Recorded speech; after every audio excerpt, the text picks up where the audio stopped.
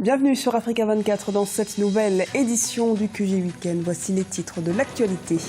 Ce vendredi avaient lieu les commémorations du débarquement de Provence à Toulon en France. La France qui s'est souvenue de ses soldats, mais certains dénoncent le manque de reconnaissance envers les combattants africains. Le 15 août était aussi une date emblématique au Congo, Brazzaville. C'est en effet la date de l'indépendance du pays obtenue en 1960.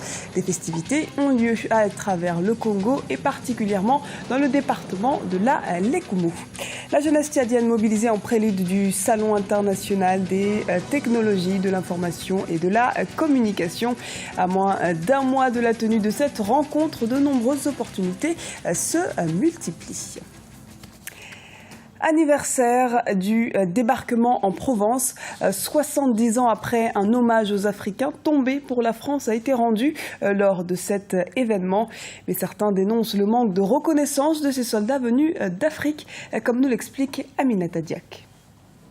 Le 70e anniversaire du débarquement de Provence a été célébré ce vendredi à Toulon, dans le Var en France. Une commémoration qui rend hommage également aux combattants d'Afrique subsaharienne qui ont pris part à l'opération. Une reconnaissance que le chef de l'État français François Hollande a tenu à témoigner aux chefs d'État africains et de gouvernements qui ont fait le déplacement. C'était une armée française, mais c'était une armée multicolore. Mais il y avait surtout les soldats de l'armée d'Afrique.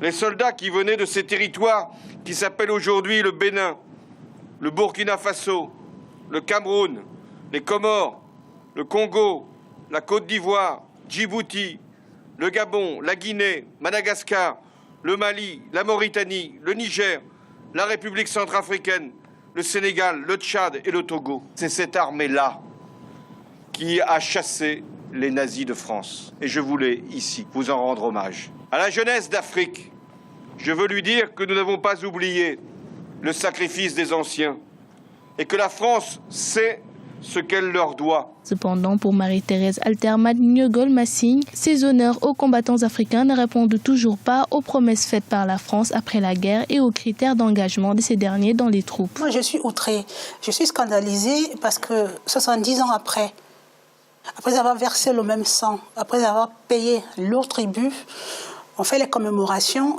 N'oublions quand même pas que c'était une façon aux Africains de montrer que la France était leur patrie et qu'ils avaient des promesses. Et ils comptaient beaucoup sur ces promesses. Peut mieux faire, 70 ans après, je veux dire, et après ça, qu'est-ce qui va se passer? À la fin de la Seconde Guerre mondiale, l'Afrique n'avait pas seulement perdu des hommes. Le continent a également subi des conséquences économiques considérables, notamment avec l'instauration de l'impôt de guerre par la France et la participation des colonies au redressement économique de l'Hexagone. Un nouvel enlèvement par Boko Haram au Nigeria. Le groupe islamiste a enlevé des dizaines de personnes au nord-est nigérian ce vendredi. Par ailleurs, plusieurs personnes auraient aussi été tuées durant des raids qui remontent à dimanche dernier dans la zone de Kukawa, dans l'état de Borno, l'un des bastions de Boko Haram proche des frontières du Tchad et du Cameroun. Retour sur le 54e anniversaire de l'indépendance du Congo-Brazzaville, célébré ce vendredi. Cette année, c'est la ville de Sibiti qui a accueilli les festivités. Un reportage de nos envoyés spéciaux au Congo, Prince Bafolo, Paul de Singwe et Babilas Boto. La ville de Sibiti en République du Congo a l'air de la municipalité accélérée. Cette année, c'est le département de la Lekumu qui a accueilli les festivités. Sibiti, la capitale, était à l'honneur. 2 chefs d'État ont fait le déplacement, l'équato-guinéen Obiangé Mambazogo et le Togolais Faure Gnassingbé Eyadema. Point d'orgue de cette cérémonie, le défilé militaire. La police nationale, la gendarmerie, les sapeurs-pompiers et le groupement paracommando ont donné de la couleur à ce défilé. C'est un grand plaisir pour nous. C'est-à-dire c'est avec émotion que je le dis. Parce que c'est du jamais vu. Pour une première fois, surtout que les voies sont goudronnées, la Sibiti a changé du coup. Donc c'est ça qui nous fait les émotions. Je suis très contente pour notre département et pour ce que le président a fait pour nous. La ville de Sibiti s'est dotée de plusieurs infrastructures, parmi lesquelles un hôpital, des routes, un aéroport et plusieurs bâtiments publics. D'autres projets sont en cours et devront s'étendre sur une période de 3 ans. Des projets qui s'inscrivent dans le cadre de la municipalisation accélérée, un concept qui fête ses 10 ans cette année. Bon, mes impressions tout d'abord sont celles de joie et sont celles de joie de voir comment est-ce que la vie de Sibiti est transformée. C'est une joie énorme, vraiment. D'abord d'être congolais, de pouvoir vivre cet événement qu'on est en train de vivre actuellement ici à Sibiti. Ça nous réjouit, quoi. Ça nous réjouit, on est très contents. Venus de tous les départements du Congo et de l'extérieur du pays pour participer à une colonie de vacances, ces enfants ont eux aussi participé au défilé. Comme à l'accoutumée, les adeptes de la SAP, la Société des ambianceurs et des personnes élégantes ont eux aussi pris part aux festivités du 54e anniversaire de l'indépendance du Congo. Depuis 2004, ici au Congo, la célébration de la fête nationale s'accompagne de la municipalisation accélérée. Ce concept permet aux départements qui accueillent l'événement de bénéficier d'investissements à hauteur de 450 milliards de francs CFA. Cette année, c'est la ville de Sibiti qui a abrité cet événement. En 2015, ce sera au tour de la ville de Wesso, dans le département de la Sanga, d'abriter la fête nationale du Congo. Dans l'actualité également au Mali, un projet de loi portant sur le statut de l'opposition politique a été adopté par le Conseil des ministres ce jeudi à Bamako. S'il est adopté par l'Assemblée nationale, remplacer une loi adoptée en 2000 qui confère aux partis politiques de l'opposition un statut juridique. Parmi les nouveautés, un chef de l'opposition devra faire office de porte-parole. Le Salon international des technologies, de l'information et de la communication se tiendra au Tchad du 9 au 12 septembre 2014.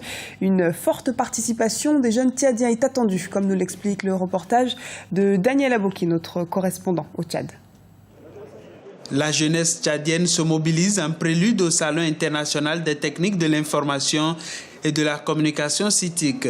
Du 9 au 12 septembre 2014, le Tchad abritera pour la première fois le CITIC. Vendredi, une rencontre dénommée Pré-CITIC a été organisée en faveur de la jeunesse dans la capitale du pays. Objectif, présenter les opportunités de développement liées à l'organisation de cet événement international des nouvelles technologies. Le CITIC sera aussi et surtout un cadre idoine du donner et du recevoir. Et vous ne devez pas rater le train de la Renaissance.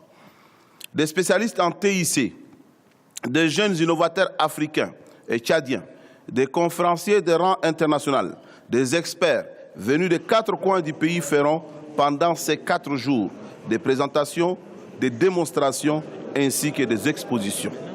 La jeunesse tchadienne, celle-là même qui est appelée à prendre demain les rênes de ces pays, est concernée par ces salons.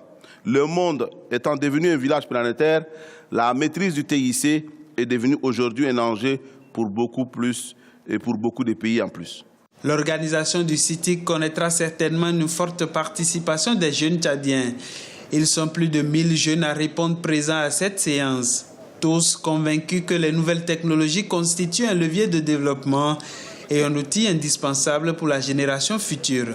Sans l'éthique, demain, nous ne pouvons rien faire. Que nous soyons juristes, médecins, enseignants, sans l'éthique, nous ne serons même pas les premiers. Nous serons toujours derniers. Donc il faudrait intégrer la dimension éthique dans tout ce qu'on fait au quotidien. Pour le moment, nous sommes encore déficitaires et on doit vraiment rattraper le retard. Et je crois que c'est ça que nos autorités essayent d'inculquer ça et promettre ça pour que nous puissions être au même diapason. Au total, plus de 25 pays d'Afrique et d'ailleurs viendront exposer leur savoir-faire dans le domaine d'éthique. Au sortir de l'organisation de ce salon, naîtra au Tchad le Centre africain des technologies de l'information. Il devra offrir de l'emploi à plus de 30 000 jeunes africains.